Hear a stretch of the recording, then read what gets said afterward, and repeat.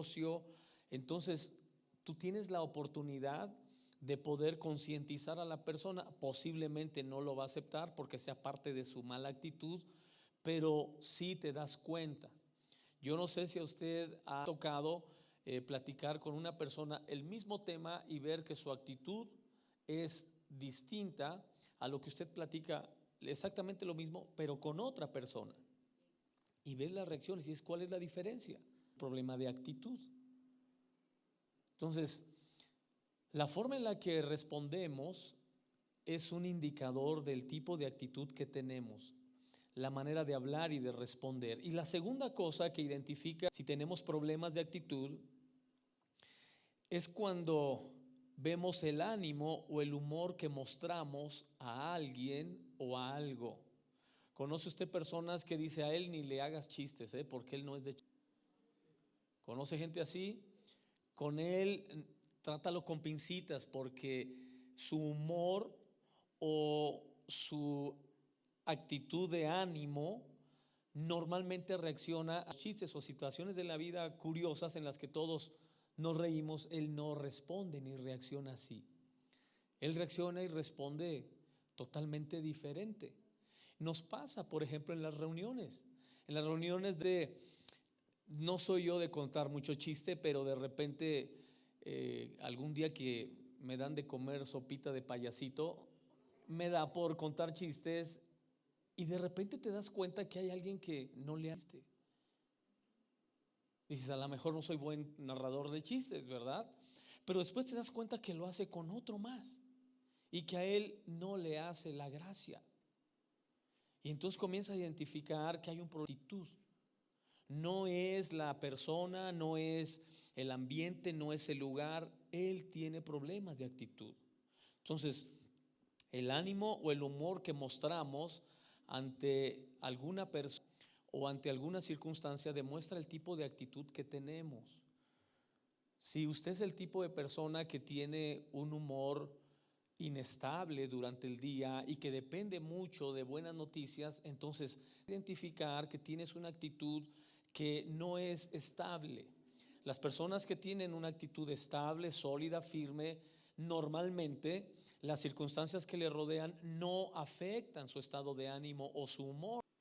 Hay personas que sí, inclusive si el conflicto es en casa, lo llevan al trabajo o lo llevan a alguna convivio, alguna fiesta, y ahí tú puedes identificar, él tiene problemas de actitud. Le dije, a veces nosotros somos los últimos en darnos cuenta que tenemos problemas de actitud, pero tenemos que identificarlos, porque si no vamos a dañar a muchas personas y nos vamos a dañar nosotros mismos.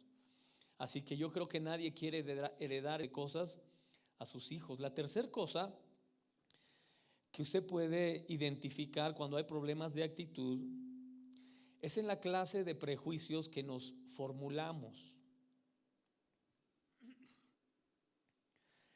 Todos somos prejuiciosos, todos tenemos prejuicios hacia algo, me incluyo yo en eso, en esa área también soy prejuicioso, pero cuando las personas son prejuiciosas sin llegar a flexibilidad, entonces tenga la seguridad que la percepción que tiene no la va a cambiar por nada. El prejuicio que él se hace por una persona o por algo en la vida, tener siempre. Esa es una actitud destructiva, una actitud negativa. Pero cuando tú tienes prejuicios de entrada hacia algo o hacia alguien, pero eres flexible y dices, a la vez me equivoqué. Después veo a la persona y la veo en otra circunstancia y reconozco, me equivoqué, la juzgué mal y cambias de actitud hacia él. Pero cuando eres prejuicioso, una vez que tú tienes una negativa hacia esa persona, no la vas a cambiar nunca. El prejuicioso ya no logra ser flexible. Es muy distinto a las personas que en general lo somos así. Entonces, ese es un indicador. Aguas, mala actitud. Es prejuicioso sin flexibilidad. Lo que él cree va a ser siempre su percepción. La cuarta cosa que tiene que ver con una mala actitud, una actitud negativa, es la resistencia que mostramos hacia alguien o hacia algo.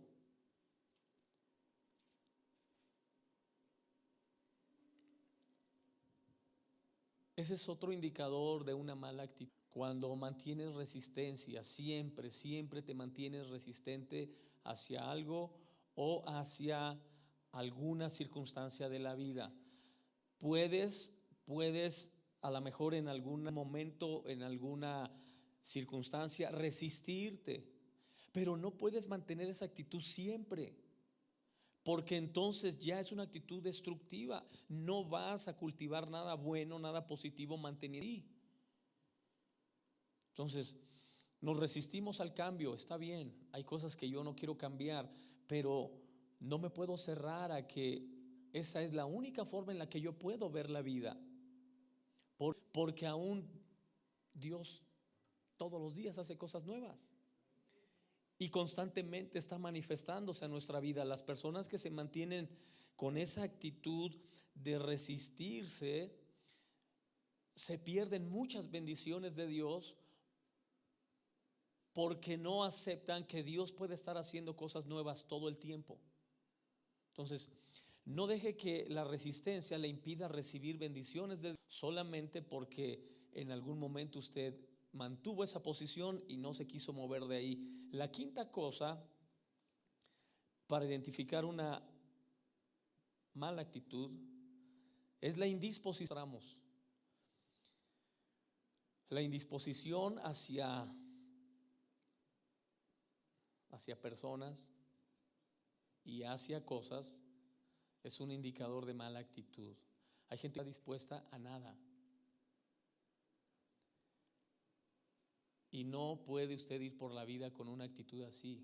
Siempre estar indispuesto, en lugar de decir: aquí estoy para lo que Dios quiera, no sé qué Dios hacer conmigo, no sé para qué me trajo aquí, pero estoy dispuesto. Hay gente que siempre tiene una actitud indispuesta. ¿Sabes por qué? Porque dice: no, pues es que en cuanto comienzas a involucrarte, a relacionarte, comienza a haber problemas. Usted sabe que hay personas que antes de que el pastor suelte la bendición de la despedida, se salen antes para no saludar a nadie, para no encontrarse con nadie. Y parecía, y tú hablas con ellos y te dicen: pues es mejor, yo por eso no le hablo a nadie, porque así no tengo problemas. No, tienes un problema por hacer eso. Tienes el problema más grande que puede tener una comunidad de 1000 miembros. Lo tienes tú, porque tienes una actitud de resistencia, tienes una actitud de indisposición que te va a llevar a perderte bendiciones que Dios tiene preparadas para ti. Y ahorita que entremos al asunto de los problemas, de cómo tenemos que tener una actitud correcta hacia los problemas, usted se va a dar cuenta que los problemas son una bendición. Y lo que tenemos que hacer nosotros es realmente identificar problemas en la gente o en el ambiente, porque son una bendición de Dios para nuestra vida. Pero lo vamos a ver en unos momentos más, porque quiero que aprenda cómo mejoramos nuestra actitud en este punto. Porque le puse de ejemplo a Caleb. Dios le dio una promesa a Caleb y le dijo: Caleb, por cuanto tú tuviste una buena actitud, vas a ser bendecido y vas a heredar a toda tu descendencia con esa buena actitud. Todos queremos que las cosas buenas de nosotros las tomen nuestros hijos y las cosas malas de nosotros no. Si tienes una actitud delante de Dios, Dios va a hacer eso una realidad, que lo bueno de ti sea transmitido a tus hijos y lo malo de ti, Dios les ciegue los ojos, les borre de su mente todo lo negativo y destructivo que vieron en ti, y usted no lo copie. Yo tengo esa experiencia. Yo le he dado testimonio a usted en algunas ocasiones que yo crecí en un hogar de alcoholismo crónico, muy complicado, muy difícil, y fui un niño golpeado, maltratado. Y lo que los terapeutas dicen, los psicólogos dicen es que pues que se repiten patrones, ¿verdad? Y esas herencias de malas actitudes las hereda uno inconscientemente, sin ir por la vida planeando el querer comportarse así. Pero yo tuve la bendición de conocer a Dios antes de casarme, y Dios borró de mi mente y de mi inconsciente y Dios me bendijo con todo lo bueno de mis padres en lugar de enfocarme en lo malo y destructivo de su estilo de vida. Así que yo jamás he tenido su estilo de vida, jamás hablé como ellos hablaron, jamás me comporté como ellos se comportaron, jamás fui el tipo de padre que ellos fueron. Pero eso no es un atributo mío. Bendición de Dios: cuando tú llegas a Él, Dios te bendice y hace que tus hijos hereden lo bueno tuyo y no lo malo. Así que mi mamá llegó a Dios, mi papá, luego llegamos nosotros, y nuestras familias fueron totalmente distintas. No heredamos absolutamente nada de lo malo que les tocó vivir a ellos. Así que esa es la bendición de Caleb: heredar actitudes buenas, no malas. Ahora, ¿cómo podemos mejorar nuestra actitud si ya estamos identificando que por ahí tenemos problemas de actitud? La primera cosa que yo tengo que hacer para mejorar mi actitud es ser positivo. El ser positivo te ayuda a ir mejorando tu actitud en la medida que vas conociendo personas o que vas enfrentando circunstancias de la vida. Ya no vas la forma tradicional o inconsciente como enfrentabas las cosas. Ahora lo haces de forma consciente. Sabes que las personas son de X manera, tú eres de alguna otra, las circunstancias no siempre serán favorables, y decides qué actitud tomar ante la gente y ante las circunstancias. Y tú quieres mejorar tu actitud, tienes que empezar a mentalizarte: tengo que ser positivo. La próxima vez que yo vea una de quien siempre tuve un prejuicio, de quien siempre me expresé mal de ella, voy a comenzar a ser positivo, me voy a expresar bien, voy a ver algo bueno en ella. Eso es comenzar a mejorar tu. Amén. Número 2, no solamente ser positivo, también tienes que ser constructivo. Tienes que ser constructivo, palabras y con comportamientos. La gente que desarrolla una buena actitud y que la está mejorando, busca ser constructivo. Y parte del plan de Dios para usted y para mí como iglesia de Cristo es ser constructivos. Ahora usted puede identificar que tiene palabras, que tiene comportamientos destructivos. Darse cuenta que yo le dije a usted que uno de las características del necio es que el necio siempre es el centro de la disputa. Siempre, eso dice Proverbios. No hay problemas. Donde llega el necio hay problemas. No hay discusión, no hay conflictos, pero si llega el necio y hay conflicto y hay discusión. Y tú dices: a ver, espérame, entonces todo mundo está bien, pero cuando yo llego, y entonces hasta usted cita, ¿no? Si ya saben cómo me pongo, ¿para qué me invitan? Y ya parece que la gente con eso se consuela y con eso ya se justifica y ya dice: pues si así soy, pues ¿para qué me invitan? Señor, si es así, cambie. ¿Por qué? Porque el plan de Dios para usted y para mí es que construyamos siempre, no que destruyamos. Y si yo identifique a lugares con alguna persona, cuando yo llego se siente mal, le incomodo. El otro día tengo un matrimonio, pero la esposa es un poco más involucrada en el liderazgo, que faltaron unas 2 semanas conmigo,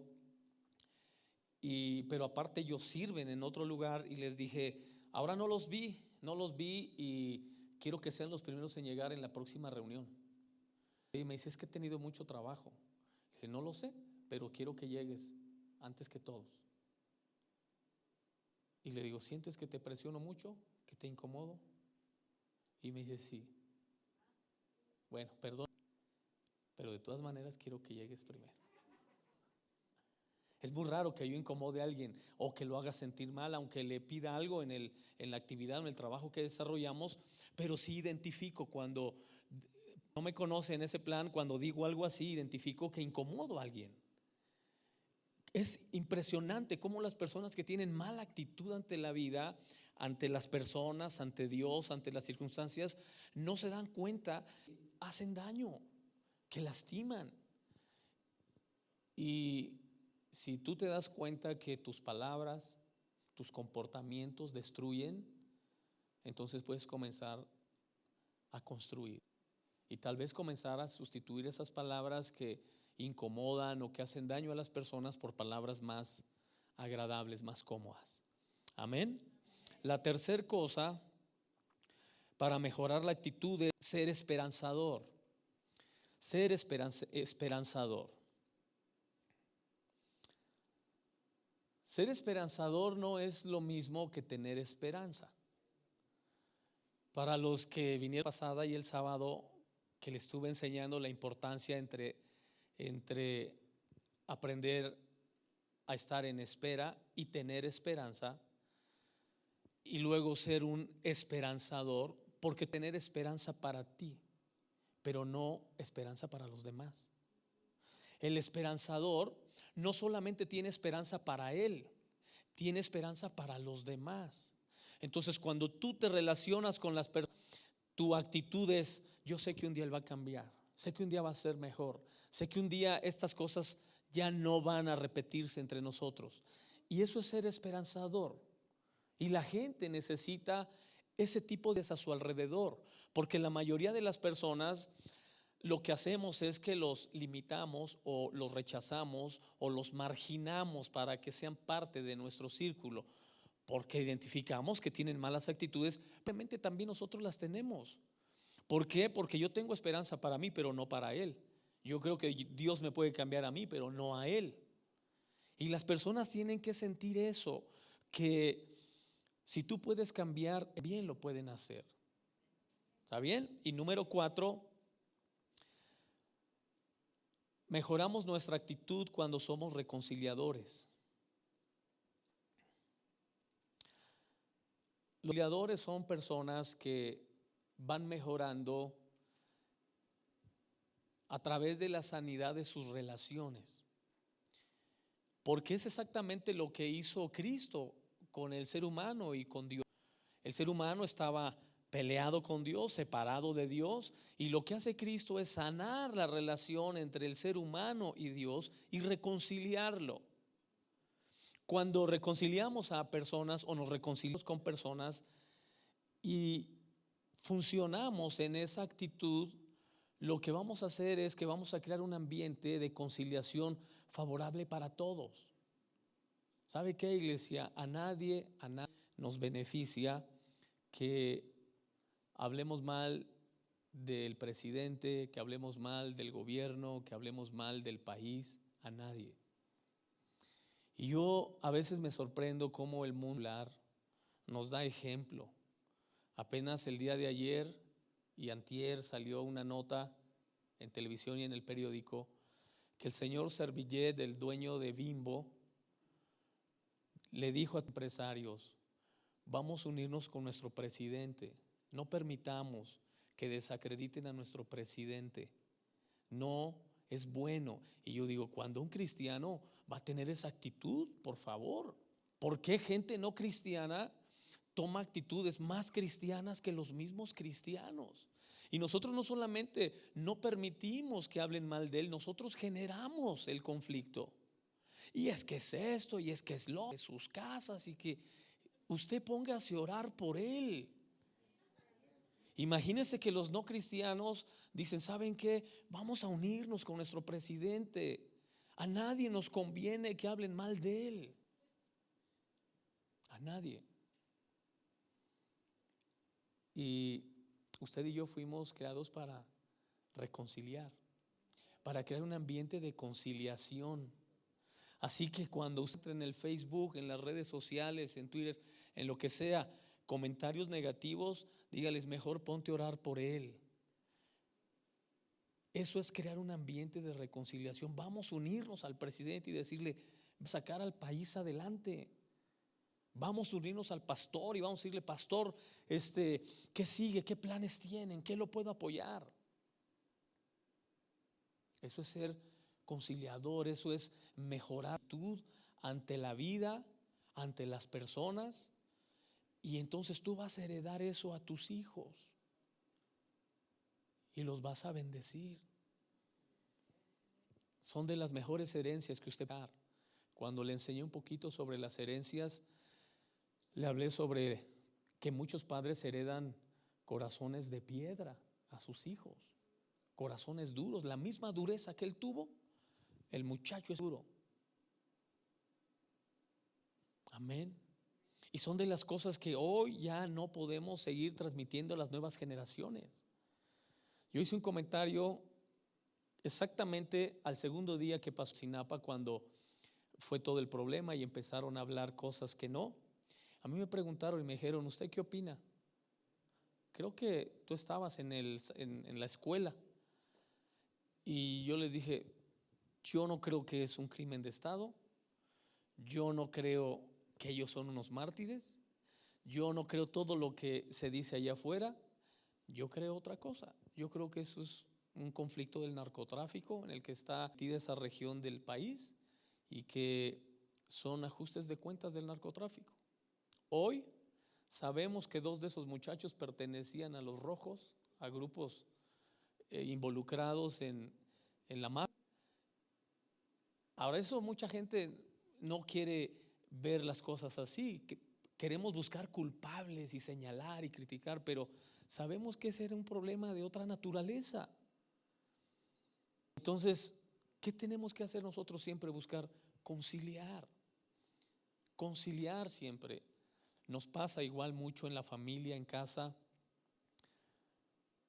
con los hijos. En lugar de ser conciliadores, somos destructivos. Yo le he dicho a usted que nuestros hijos todos valen lo mismo, todos son importantes. No importa si uno terminó la carrera, el otro no. No importa si uno gana más, el otro menos. No importa si uno te regala, el otro no te regala. Pero eso de decir es como tu hermano, ¿por qué no eres como tu hermana? No es conciliar. Conciliar es siempre sanar relaciones. La sanidad de relaciones en casa es responsabilidad nuestra. Dios, por supuesto, que tratará con ellos, pero la responsabilidad directa es sobre usted y sobre mí. Yo recuerdo cuando, y le he dado esto de testimonio también, cuando mis hijas y se peleaban entre ellas, yo ¿sabe qué hacía? Yo no les pegaba, que porque ella tuvo la culpa, que porque la otra, que esta la hizo llorar, que yo ¿sabe qué hacía? Las juntaba, le decía: a ver, explíqueme el asunto. No, que, ok, pídele perdón tú a tu hermana. No, que yo no, porque si ella, bueno, no nos vamos a ir de aquí hasta que lo hagas. Y entonces, pues ya de mala gana, perdóname. Y ahora tú pídele. Y era una forma de sanar relaciones que tú sabes que van a producir fruto en el futuro abundante en la familia. Lo más fácil es darles 1 o 2, o ponerlos en la tele a distraerse y ahí pasar las cosas, o darle una cosa, regalarle otra. No, un sanador de relaciones, hágalo. Lo que hace que la relación se sane es el perdón. Pídale perdón a su hermana. ¿Por qué le digo eso? Porque yo le he pedido perdón a mis hijas. Cuando yo me equivoco, les he dicho: ¿sabe qué? Perdóname. Tengo la autoridad para decirle: pídele perdón a tu hermana. Amén. Entonces, si queremos mejorar la actitud, tenemos que ser reconciliadores. Y número 5, tenemos que ser restauradores de relaciones. Restauradores.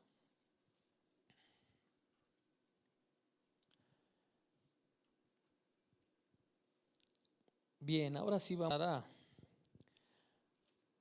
al segundo punto de nuestra lección 7. Hablamos sobre mantener el entusiasmo.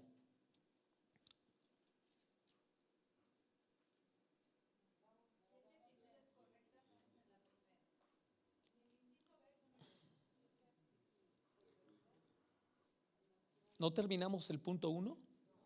Ok. Las acciones son más importantes que los hechos. ¿Ahí nos quedamos? Ok. Sí, ahí nos quedamos. Las actitudes son más importantes que los hechos. ¿Por qué? Y ahí me quedé mencionando sobre cómo es que una actitud es mucho más que tener dinero. A veces hacemos tanto énfasis que el dinero es lo más importante y no sé quién nos lo hizo creer. Es muy importante. Bueno, Proverbios y Eclesiastés dicen que el dinero sirve para todo. Y si sirve para todo, es que es importante. Pero es más importante desarrollar buena actitud en las personas o en nosotros que el dinero. ¿Por qué? Porque yo le digo a las personas, si tú le heredas a un hijo dinero, pero no le heredas una buena actitud, se lo va a acabar en un par de años. Y sabemos de familias que le han heredado a sus hijos negocios y los han llevado a la quiebra. Sabemos de familias que le han heredado a sus hijos una casa, una propiedad, y lo han perdido por mala actitud. ¿Por qué no tiene la actitud correcta ante la vida ni ante el dinero? Entonces el dinero no es suficiente para una mala actitud, como no es suficiente una profesión para una mala actitud. Puede tener una maestría, puede tener un doctorado, pero si tiene mala actitud, tampoco es suficiente. Le decía hace unos días a unas personas sobre el ejemplo que César Millán, el encantador de perros, de cómo César Millán, él no es un veterinario, él nunca fue a la universidad, él nunca tuvo un título profesional. Quisieran un montón de veterinarios saber lo que él sabe. Y tú dices, ¿cómo? ¿Cómo puede ser que un aficionado llegue a ser mejor que un profesional? Actitud. Actitud. Y yo eso lo he descubierto cantidad de veces en mi vida, cómo la actitud marca la diferencia entre una persona que es profesional sin actitud y un aficionado con actitud. Y entonces te das cuenta como si, aunque el mundo funciona con ciertos estereotipos que pareciera que nos dicen, si no vas a la universidad no vas a hacer nada. ¿Quién dijo eso? A ver, demuéstrele eso a César Millán. Y él tiene una teoría que me encanta, esa teoría. Es la teoría que más resultados hasta el momento ha demostrado que da. Sin haber ido a la universidad, él demostró que su teoría de él es: trata al perro siempre como perro, no lo trates como persona. Cuando tratas como persona, entonces lo confundes a él y te confundes tú. Y una vez que lo confundes, lo has perdido. Porque los animales tienen inteligencia. ¿Cuántos saben que los animales tienen cierto grado de inteligencia?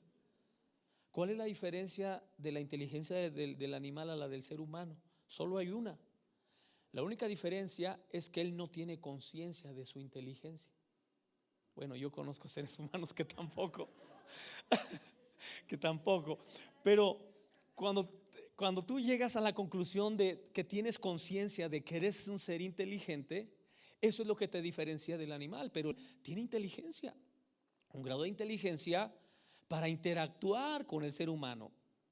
Entonces César Millán descubre eso y lo hace una persona exitosa, y yo lo admiro y respeto esas historias de gente que logra realizarse rompiendo los patrones o los estereotipos que la sociedad establece, que si no es por ahí no hay de otra. ¿Cómo que no? Pasó del otro lado sin más y los medios tradicionales. Así que dile al que está a tu lado: tú puedes, siempre y cuando tengas buena actitud.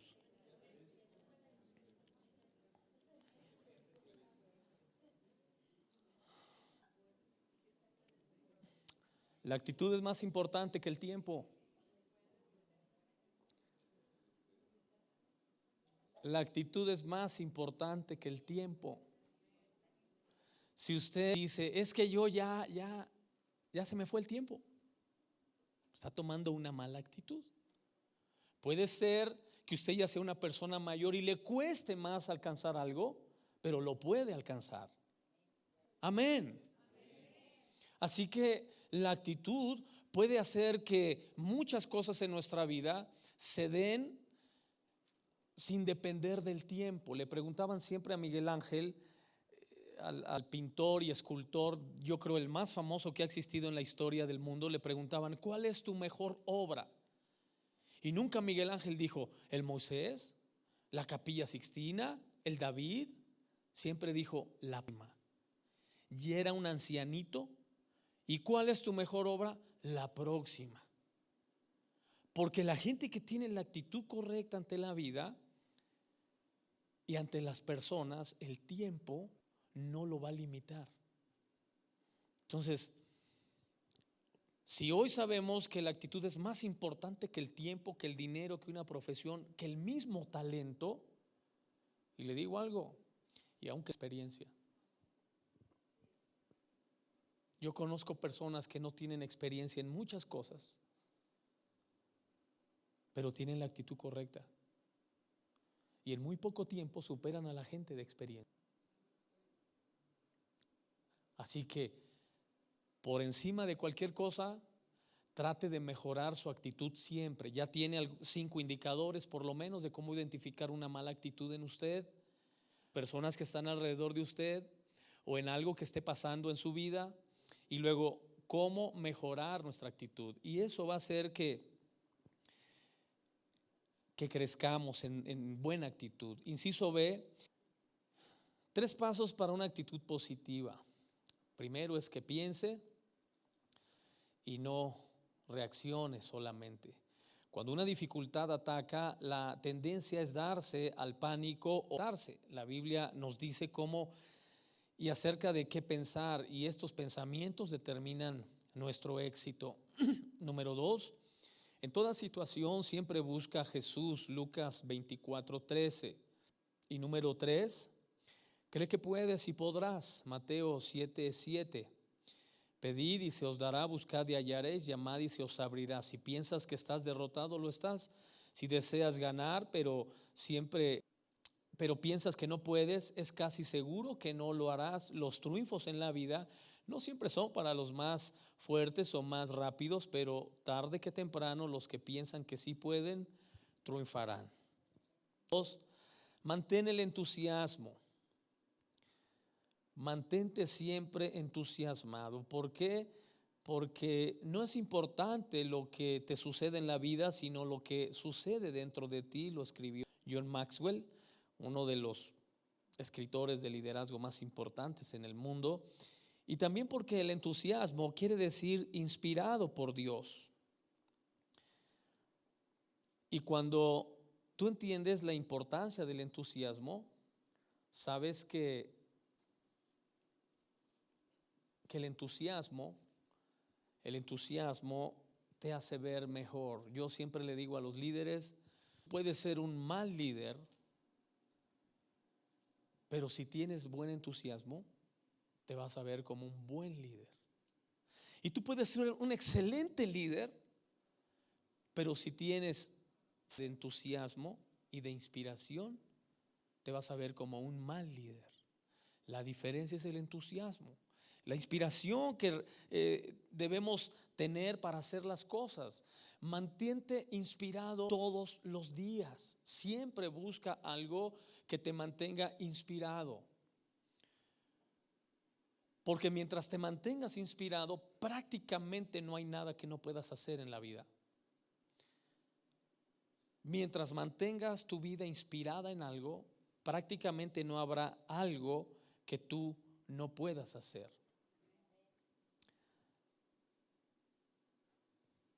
Ahora comiénzalo siempre con una oración, Salmo 5:3.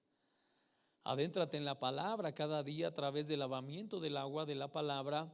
La palabra traerá entusiasmo a tu mundo, motivación, que nos hace muchísimo en este tiempo, el entusiasmo y la motivación. Ahora, en esa búsqueda que tenemos de mejorar nuestra actitud, en esa búsqueda que tenemos de mejorar nuestra forma de enfrentar la vida, de relacionarnos, quiero animarlo a que no caiga en el peligro de desesperarse. Si usted ha identificado en su vida una actitud que no le agrada, una que sabe que es destructiva o que tiene palabras destructivas, si las ha identificado y lleva cierto tiempo trabajándolas y parece que en lugar de que desaparezcan de su vida se hacen más fuertes, hoy quiero animarlo, no te desesperes. La desesperación es muy peligrosa. Hay personas que en esos momentos de desesperación cometemos errores. Hay personas que en su desesperación inclusive logran sustituir a Dios por otra cosa. Porque dice, Dios no me funciona, ya intenté cambiar esta actitud, ya intentar y no puedo. Y en esa desesperación entonces caemos en el desarrollo del potencial humano, caemos en la metafísica, caemos en prácticas o técnicas espiritualoides que nos hacen creer que vamos a avanzar y a mejorar, y lo único que hacen es confundirnos. El peligro de la desesperación es terrible, y yo le animo a que no suelte la seguridad que usted tiene de que vas por el camino correcto, mejorando actitudes y comportamientos destructivos en tu vida y fortaleciendo comportamientos y actitudes positivos. Número 3, ama la vida y a la gente. Ama la vida y a la gente. Si Jesús murió por la gente, entonces nosotros podemos amar a la gente. Pablo dijo, porque yo deseo que yo mismo sea cortado de Cristo por la causa del pueblo de Israel. En muchas mayoría de la gente en la cima son gente que ama la vida y a los demás. Un indicador de una buena actitud siempre será el amor y el respeto que tenemos por la vida. Si en algún momento deja de sentir aprecio y amor por la vida, recuerde que puede ser un indicador de una mala actitud que estamos comenzando a fomentar o a permitir que crezca en nuestra vida, y es meritar mucho en nuestras relaciones interpersonales o en las pretensiones que tengamos de alcanzar algo en la vida. Número 4, deja que la paz gobierne tu corazón, no el temor de ocupación. Y aparece en algunos pasajes como el Salmo 23, verso 4, acerca del temor, Juan 15:7, sobre la necesidad de permanecer en Dios para mantenernos en paz y llenos de fe. Deja que la paz gobierne tu corazón, no el temor y la preocupación. Asegúrate que tu actitud produzca confianza, fe, seguridad en tu vida. Y preguntarnos, ¿qué es lo que Jesús haría en una situación así? Lo que Jesús haría es lo que dice Mateo 5 y 6 en el Sermón del Monte. Cuando Jesús sube al monte a sus discípulos, esas grandes lecciones que da acerca del afán, la ansiedad, la preocupación, las famosas bienaventuranzas, todas esas lecciones que hoy seguimos atesorando, dice la Escritura que Jesús subió con sus discípulos, con Andrés, con Mateo, con Pedro y con Juan. Y usted sabe que cuando Jesús sube a una montaña es porque Él quiere subir un nivel de espiritualidad en la vida de sus discípulos, y quiere que perciban y vean más allá de sus circunstancias, de su entorno. Pero también esos 4 discípulos que lo acompañan tiene que ver con los 4 motores de acción que nos mueven a las personas, pero que finalmente producen afán y ansiedad en nuestra vida. La primera cosa que produce ansiedad y afán en nuestra vida son las necesidades materiales. Necesidades materiales todos las tenemos, pero hay necesidades materiales inútiles. Las necesidades materiales inútiles son las cosas que compramos y que después nos arrepentimos de haber comprado. ¿Para qué lo compré? ¿Para qué me gasté el dinero en esto? Es una necesidad material inútil. La segunda cosa que produce ansiedad en nuestra vida son los apetitos de la carne. Todos los tenemos. ¿Quién no quiere mañana desayunar un rico salmón?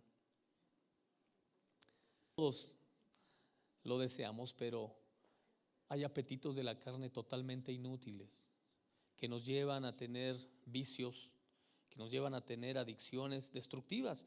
Número 3, también las emociones. Emociones son otro motor de acción que nos hace hacer muchas cosas en nuestra vida que son buenas, pero que nos pueden llevar, si no están bajo el control de Dios, si no están sometidos a la palabra, nos pueden llevar a tener una vida desordenada. Las emociones inútiles también. Hay muchas emociones que se generan dentro de nuestro ser que no tienen ningún sentido. Nos emociona porque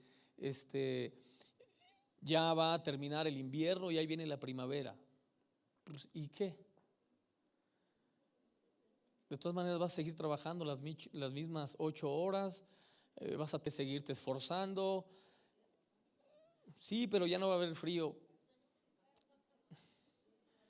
Nos emocionamos por muchas cosas que a veces es totalmente inútil, en lugar de encauzar nuestras emociones a cosas más que nos produzcan energía, que nos produzcan fuerza, capacidad para ser más productivos.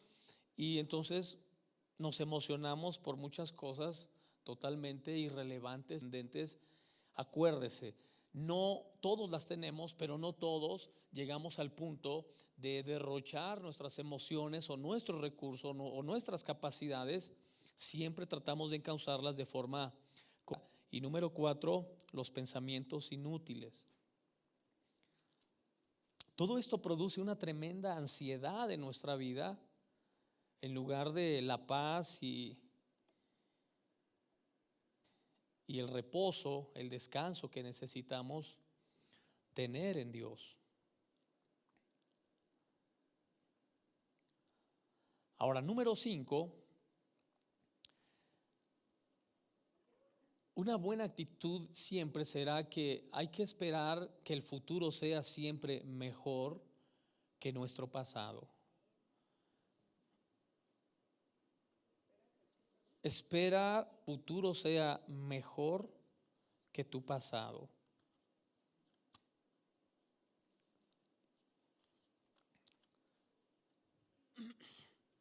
¿Conoce personas que creen esto para sus vidas?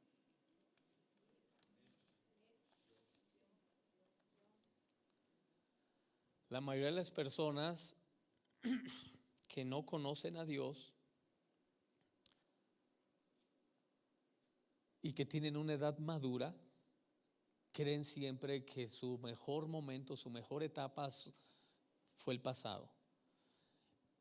Y déjeme decirle que una de las historias más tristes, dolorosas, pero que finalmente nos dejan una gran lección, es precisamente la historia del endemoniado gadareno que usted encuentra en Marcos capítulo 5. Por historia dolorosa, porque dice la Biblia que era un hombre que vivía en un cementerio. ¿Cómo puedes acostumbrarte? ¿O cómo puedes, hoy dirían los médicos, los dirían, cómo puedes psicoadaptarte a vivir en un cementerio? ¿Cómo puedes sentirte cómodo en un cementerio? Este hombre vivía en el cementerio y si vivía ahí, pues estaba cómodo, ¿no? Porque no hacía por vivir en otra parte. Ya le dije a una persona, le regalaron flores y una persona en Estados Unidos, usted sabe que en Estados Unidos los panteones no son como aquí, ¿verdad? Son como parte de un jardín grande, usted pasa al lado y es bonito, lleno de pasto, bien cortado, bien arreglado, sus flores prácticamente cada tumba, y le regalaron flores. Y ese día yo iba hacia la iglesia, me tocaba dar clases y vi a la persona. Yo pensé que estaba recordando a un ser querido ahí, y no, estaba sacando flores de una tumba, y llegó a la iglesia y se las regaló a una persona. Y me dio una risa como a usted, más que a usted. Dije, ¿a quién se le ocurre ir al panteón a sacar flores para regalarlas? Alguien con una mentalidad que le pueda acostumbrar, se puede acostumbrar a algo así. Digo, por lo menos que le cueste, ¿no?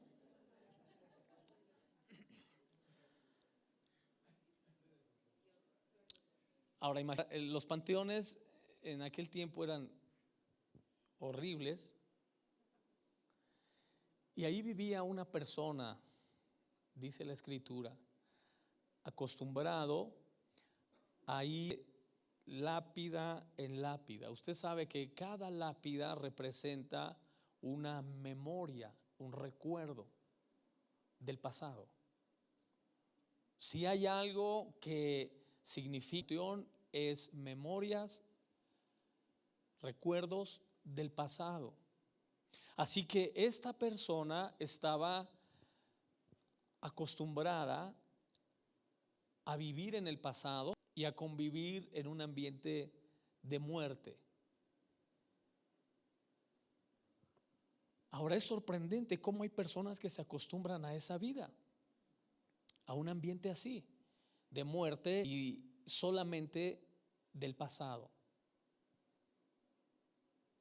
Y yo he descubierto algo, que las personas repiten tanto en su vida cosas del pasado, que las traen al presente. Le he dicho que cuando usted trae cosas del pasado al presente, envenena el presente, pero no solamente lo envenena, sino que se la cree. Y entonces la persona cree lo que viene practicando y recordando del pasado hasta que lo hace una realidad en su presente. Bueno, la historia usted la conoce bien, sabe que Jesús lo sacó de ese tormento, de ese pasado horrible, y le dio una percepción de la vida totalmente diferente a la que él tenía. Nunca el pasado será mejor que el futuro, nunca. Y eso dice la Biblia. Nunca digas que los tiempos pasados fueron mejor que estos, o que lo que vas a vivir. Lo que vas a vivir siempre será lo mejor. ¿Por qué? Porque los que hemos sufrido mucho, los que hemos tenido cosas buenas del pasado, ¿por qué tenemos que creer que es mejor el futuro? Por una sola razón. Porque es un plan perfecto. Es la única razón que nos hace creer que el futuro es mucho mejor que el pasado, porque no es nada accidental ni coincidente. Es un plan perfecto de Dios en el que usar. Amén. Yo no sé si a los 70, 80, pero usted puede ir haciendo planes para los 70 años. Ir a Israel, ir a Cancún,